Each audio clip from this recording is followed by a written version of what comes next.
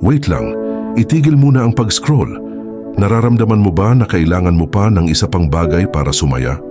Ang ebanghelyo natin ngayon ay isang direktang hamon sa mentalidad na magtayo ng mas malaking kamalig. Bible verse. Lucas 12:15.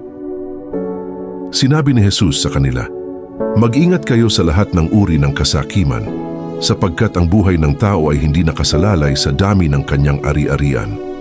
Pagkatapos, nagkuwento si Jesus tungkol sa isang mayaman na nagkaroon ng napakagandang ani.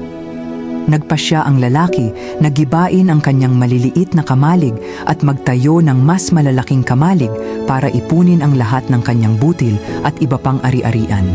Sinabi niya sa sarili, "Ngayon marami ka ng naipong yaman, sapat na sa maraming taon. Magpahinga ka na, kumain, uminom at magsaya." Ngunit sinabi sa kanya ng Diyos, "Hangal, sa gabing ito, kukunin na ang buhay mo. Kanino na mapupunta ang inihanda mo?" Nagwakas si Jesus, "Ganyan ang mangyayari sa sinumang nag-iipon ng kayamanan para sa sarili, ngunit hindi nagpapayaman sa paningin ng Diyos." Maikling panalangin. Amang nasa langit, tulungan mo po kaming makita ang lampas sa mga bagay lamang ng mundo. Naway hangarin namin na mag-ipon ng kayamanan sa iyong kaharian, hindi sa aming mga kamalig.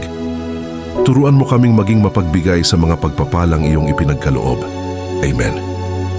Kaibigan, alam mo ba na ang hangal na mayaman ay iniisip lamang ang maginhawang buhay para sa sarili niya?